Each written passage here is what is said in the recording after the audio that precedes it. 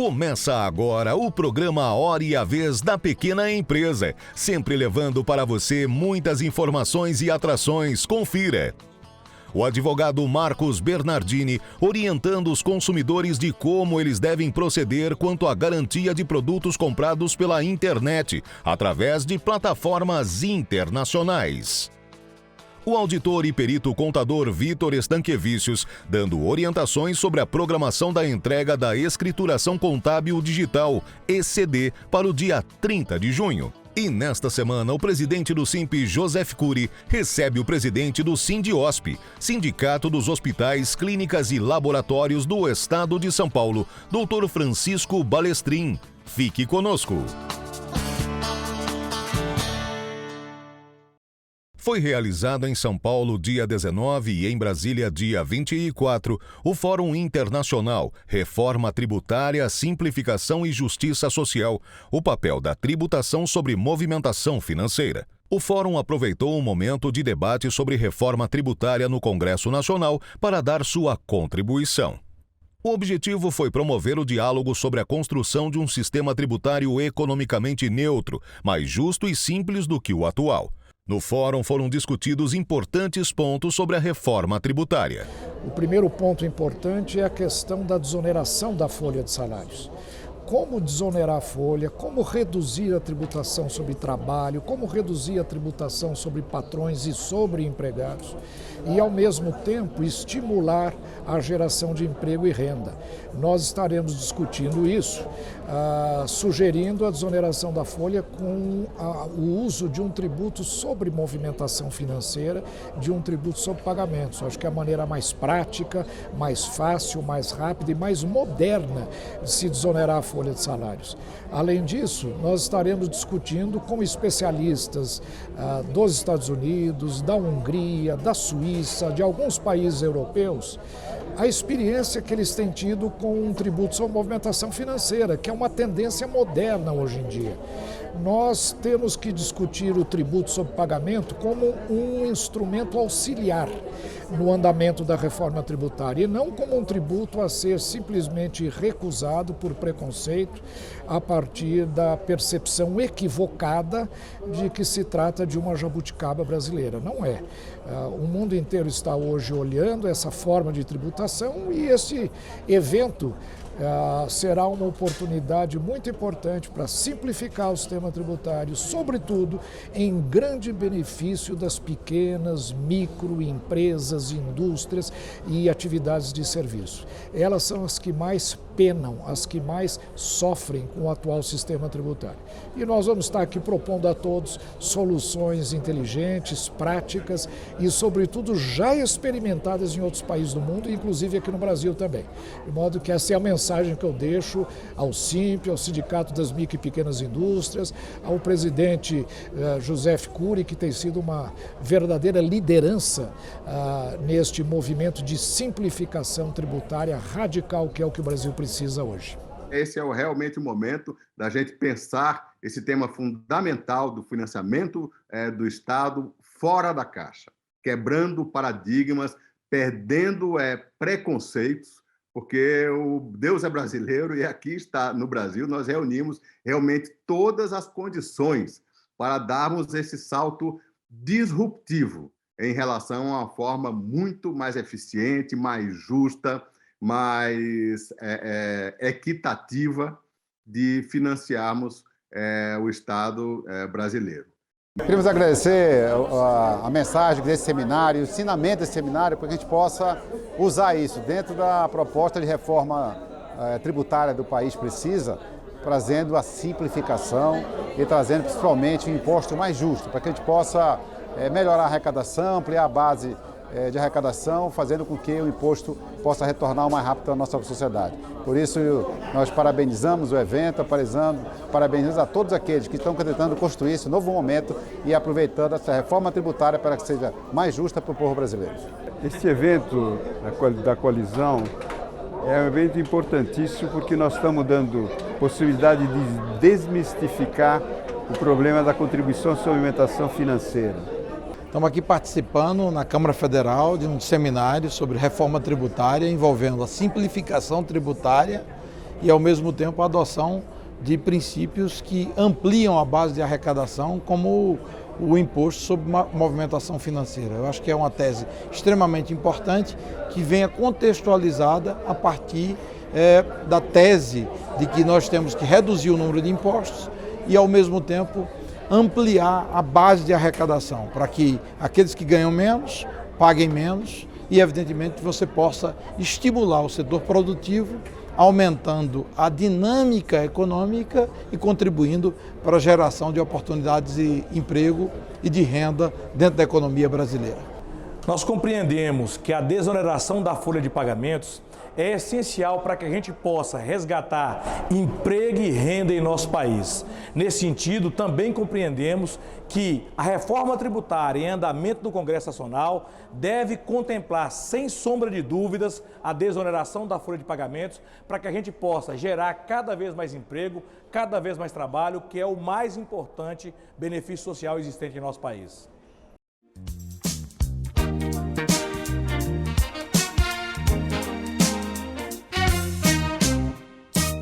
Há alguns dias atrás, noticiamos aqui no programa do SIMP a prorrogação do prazo para a entrega do Imposto de Renda das Pessoas Físicas. Este prazo, já prorrogado uma vez pela Receita Federal, é o dia 31 de maio de 2022, terça-feira próxima, portanto. Numa atitude extremamente salutar, a Receita Federal do Brasil também acaba de postergar, pelo advento da Instrução Normativa 2082, prorrogado está o prazo para a entrega da ECD, Escrita Contábil Digital, que é o SPED contábil, onde todas as informações inerentes à escrita contábil de cada empresa, de cada contribuinte, pessoa jurídica, será apresentada e enviada à Receita Federal do Brasil. O livro diário, o livro razão, as demonstrações contábeis, o balanço patrimonial, a DRE, são alguns exemplos de informações que integram a ECD, o SPED contábil, reafirmo, cuja data para entrega foi prorrogada pela Receita Federal, passa a ser agora dia 30 de junho de 2022. Ótima notícia! Nesta mesma linha, através também da Instrução Normativa 2082, a Receita Federal do Brasil também prorrogou a entrega do SPED fiscal, da ECF, Escrita Contábil Fiscal, que é uma espécie de declaração de imposto de renda das pessoas jurídicas. Esta ECF foi prorrogada para o final do mês de agosto. Ótima atitude, aliviando o trabalho árduo, técnico e necessário de todos nós contadores contabilistas. Ótima atitude da Receita Federal. Foi um grande prazer falar com todos vocês. Um grande abraço e até a próxima oportunidade.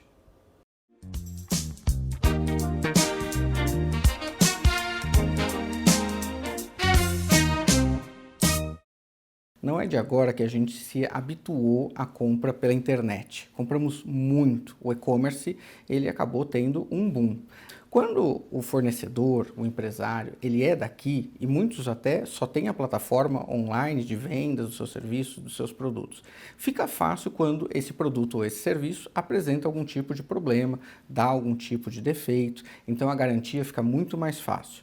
Agora, a gente tem se utilizado muito também de plataformas internacionais para comprar produtos ou mesmo serviços. Às vezes fica inclusive mais barato. Se você compra algum tipo de produto e aí fora, seja pela internet ou mesmo pessoalmente, um produto importado, e aqui dentro essa empresa tem sede, como por exemplo o iPhone e tantas outras empresas, aí sim é possível que essa empresa também estenda a garantia, ainda que o produto tenha sido comprado fora do Brasil. Ou seja, por regra, a gente compra, mas verifique se a garantia é possível ser estendida ao Brasil se a empresa tem sede aqui no Brasil. Do contrário, se você compra algum produto ou algum serviço pela internet de uma empresa que não está no Brasil, não tem sede no Brasil, há grande chance de você não conseguir a garantia ou mesmo ser indenizado se esse produto apresentar algum tipo de problema ou defeito. Para as mulheres é muito comum adquirir cosméticos, maquiagem. Se ela compra esse produto da China, dos Estados Unidos ou de qualquer outro país e eventualmente esse produto causa algum tipo de problema, alergia, ela não vai ser indenizada. Então, antes de adquirir, procure informações a respeito desse produto e desse serviço, porque ele pode acabar aqui no Brasil não tendo nenhum tipo de garantia.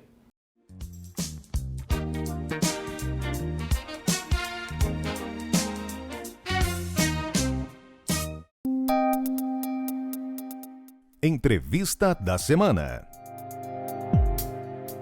O nosso convidado de hoje é o Dr. Francisco Balestrin, presidente do Sindiosp, Sindicato dos Hospitais, Clínicas e Laboratórios do Estado de São Paulo. É um prazer tê-lo conosco. Para mim também é um prazer muito grande, Cury, estar exatamente numa instituição como essa, que é um grande patrimônio que nós temos. Muito obrigado. Presidente, você tem uma missão gigantesca, porque saúde é um dos principais temas na vida das pessoas. É verdade. Como é que ficou o pós-pandemia, se é que dá para dizer pós-pandemia? Bom, o Sindiosp, só para estruturar um pouquinho melhor a nossa conversa, ele é o maior sindicato patronal da América Latina, na área de saúde, evidentemente. Parabéns. Que significa que nós temos algo em torno de 51 mil CNPJs ligados à nossa representação. Então, isso faz com que a gente tenha, de alguma forma, uma visão de tudo aquilo que acontece ou aconteceu no nosso Estado. Claro. Então, quero lhe dizer que, primeiro, foram 2 anos assim de grande desafio para todos nós, né? Não só nós do setor de saúde, mas todos nós do setor comercial, do setor de prestação de serviços e a população de um modo geral. E que nós, nesse instante, embora estejamos saindo, ainda temos determinadas preocupações que, claro, o setor de saúde ele está sempre atento àquilo que possa vir a acontecer, mas já existe assim uma menor preocupação em relação a essa questão como um todo. O pós-pandemia, ele trouxe para nós alguns ensinamentos. O primeiro ensinamento é a necessidade de sermos cada vez mais profissionais, porque no período de pandemia, muitos dos hospitais ficaram vazios. Claro, recebíamos o fluxo de pacientes com Covid, mas todos aqueles outros, das mais variadas especialidades, pacientes clínicos, oncológicos, cardiológicos, esses, claro, deixaram de procurar as instalações hospitalares com toda a razão, até porque muitos médicos também fizeram isso. Agora todos estão retornando, porque 2 motivos. Primeiro, porque, como deixaram de ser atendidos, muitos dessas pessoas tiveram seus casos piorados, porque não fizeram aquilo que precisavam ter sido feito. E, por outro lado, vários outros casos surgiram nesse período, por uma questão, inclusive, de envelhecimento da população. Então, o trabalho agora ele é dobrado, as instituições elas continuam cheias, só que agora não mais cheias, felizmente, de pacientes de Covid, mas cheias de todos aqueles pacientes que nos últimos anos viemos atendendo. Necessariamente esse aumento de volume deve trazer, imagino eu, e queria ouvir a sua análise, um aumento de custos, um aumento de gastos. Como é que se reflete? Haverá elevação de custos fortes daqui para frente? Enfim, qual a sua avaliação, por favor? Bem, o setor de saúde ele tem uma dinâmica que é um pouco diferente da dinâmica de outros setores produtivos. Claro. Eu não estou me referindo única e exclusivamente ao processo de atendimento e àquilo que o setor de saúde faz, que é atender pessoas e pacientes. Claro. Mas ele também tem uma dinâmica que é a dinâmica de incorporação tecnológica cada vez maior. Então, a incorporação tecnológica, ela traz novos medicamentos, novos produtos, novos métodos diagnósticos que, no setor de saúde, eles nunca são substitutivos. Sim. Eles sempre são incrementais. Sim. Então, só para colocar o exemplo, antigamente nós íamos no hospital e fazíamos raio-x. Aí criou-se o ultrassom. Hoje nós fazemos o raio-x e o ultrassom, porque sempre um processo diagnóstico ele é melhor que o outro, mas ele incorpora também determinadas situações que às vezes você consegue visualizar melhor aquela patologia. Isso acontece com a tomografia, acontece com a ressonância. Muitas vezes a gente acaba indo no hospital e faz todos esses exames. Você tem novos medicamentos, então você tem novos processos. Então, isso traz naturalmente o chamado processo inflacionário médico-hospitalar, que no mundo todo ele é maior que a inflação geral. Claro. Então, além do efeito da inflação geral, você tem o efeito desta inflação e também no setor de saúde você citou muito bem agora, um outro alimentador, vou assim dizer, da inflação, que é exatamente os volumes. Porque cada vez mais, infelizmente, as pessoas ficam doentes. Você tem, claro, um aumento da expectativa média de vida, o que é muito bom, por um lado, mas, por outro lado, faz você experimentar, às vezes, algumas experiências que não são tão boas. Né? Você acaba tendo mais doenças, precisando mais de instituições de saúde. Então, isso também aumenta muito o volume. Como aumenta também uma sociedade violenta como é a nossa, em termos de atropelamentos, de acidentes de carro. O Brasil hoje tem algo em torno de 40 mil mortes por acidentes de carro no país como um todo. É uma guerra, né? Claro. Então, a gente também acaba tendo assim, um volume muito grande disso, além dos chamados crimes violentos. Eu não sei se você sabe, vou até citar rapidamente aqui, nós também tivemos, o ano passado, algo em torno de 30 a 40 mil pessoas que foram assassinadas. Então, isso, e jovens normalmente. Então, isso também é uma perda muito grande, por um lado. Números trágicos. E aumenta, é um número trágico. Muito bem. Mas é isso. O custo tende a aumentar por todos esses fatores.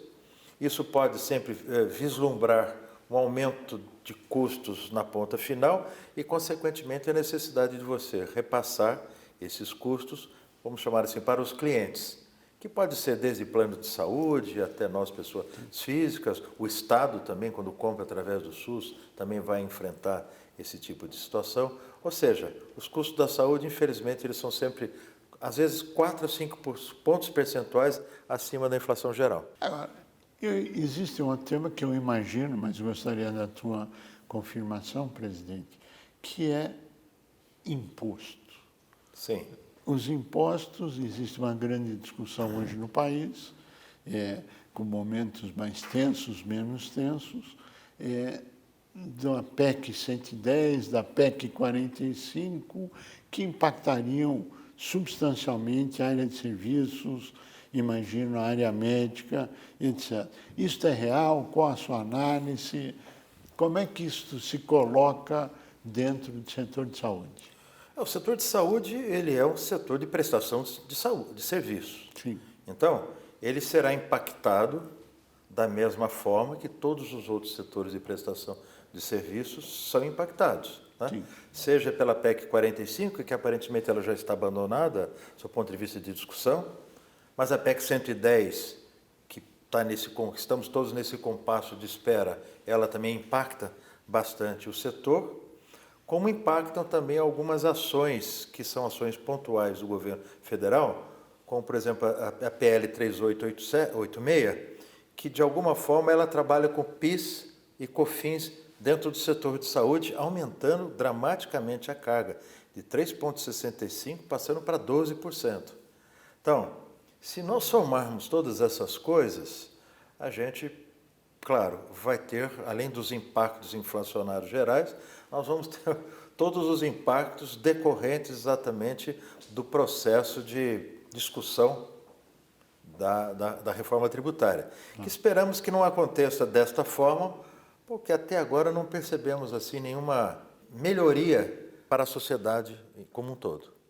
Que, em última análise, esse aumento de custos, esse aumento de preço, acaba prejudicando sempre aquele que mais precisa, porque não terá condição financeira de ter o atendimento, quer pela ponta do Estado, quer pela ponta da iniciativa privada.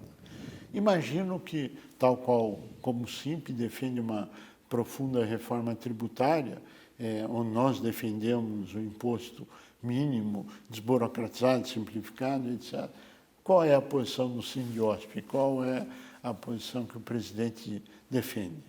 Então, o setor de saúde, em muitos países, tendo em vista a sua importância, ele, de alguma forma, ele tem, sim, um conjunto muito grande de benesses em estados, principalmente em estados mais modernos, que entende a saúde como um gênero de primeira necessidade, e ele é.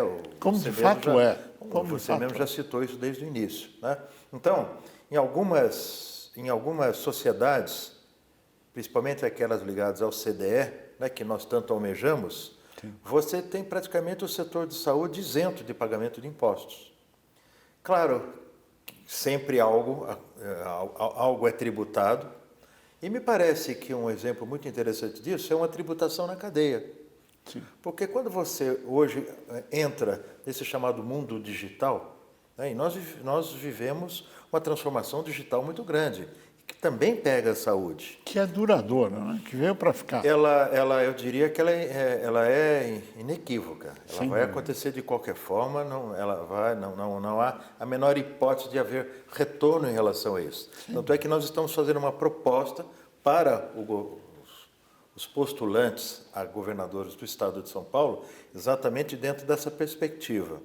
Mas saúde, tudo que se faz é buscar um aumento de acesso, porque você quer que as pessoas tenham acesso à saúde. Sem dúvida. Em segundo lugar, que esse acesso seja um acesso com qualidade, porque também não adianta ter um acesso e depois as pessoas elas sofrerem infecções hospitalares, serem mal atendidas e até às vezes morrerem por erros que podem acontecer dentro do atendimento como um todo, né? Fora filas de espera, essas coisas todas. Só que isso tudo tem uma premissa, tem que ter sustentabilidade econômico-financeira. Claro. Porque também nem o Estado, nem a sociedade suporta, né, os custos de saúde, e não é no Brasil, é no mundo inteiro. Né? Hoje, no Brasil, nós já temos uma despesa de saúde em torno de 9,2% do PIB, que é alto. Sim. Quando a gente compara com países tipo OCDE, isso faz com que a gente esteja mais ou menos nesse nível. Eles têm algo em torno de 10%, 11%, ou seja, para um país como o nosso é suficiente. A diferença é que lá o gasto público é maior que o gasto privado, e no nosso país é exatamente ao contrário. Então, esse número pode chegar, por exemplo, a 18%, como é nos Estados Unidos, do PIB, da despesa de PIB. Aliás, só para se ter uma ideia, a despesa de saúde nos Estados Unidos é o PIB do Brasil. Então, esses custos de saúde, eles são inexoráveis, e nós precisamos realmente pensar a trabalhar na cadeia de produção, né? Principalmente na cadeia digital, para que você possa, em cada instante, ter o aproveitamento tributário dessas diversas fases. Nós estamos chegando ao final do nosso tempo. Eu pediria os principais pontos que estão sendo colocados para os candidatos ao governo de São Paulo, que o senhor colocou, e se existe algum site ou algum local onde todos que estão participando possam acessar e conhecer as propostas. Muito bem. O site é o site do Sindiosp, www.sindiosp.org.br. Então, lá nós temos a proposta, né, de saúde que fizemos. Demoramos, aliás, 11 meses para fazê-la. Nós começamos a fazer em junho do ano passado, o que é inusitado. Você ter assim, uma sociedade se organizando até antes que os próprios partidos e antes dos candidatos, porque nós já temos a proposta e eles ainda são pré-candidatos. Né? Mas que bom, né? Que bom. Nós estamos levando todos lá.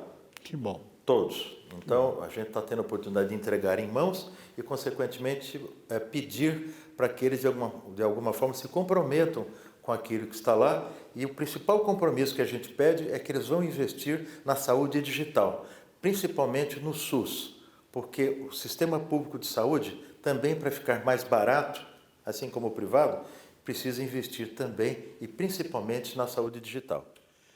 Francisco Balestrin, nós queremos agradecer muito a sua participação, desejar pleno êxito, porque saúde é a coisa mais importante na vida das pessoas, na nossa avaliação, e desejar que cada vez mais pessoas possam ter acesso a uma saúde de qualidade, te parabenizar pelo trabalho e dizer que é isso que São Paulo precisa, o Brasil precisa. A você que esteve conosco, o nosso mais profundo agradecimento. com a certeza que estaremos juntos na semana que vem. Até lá!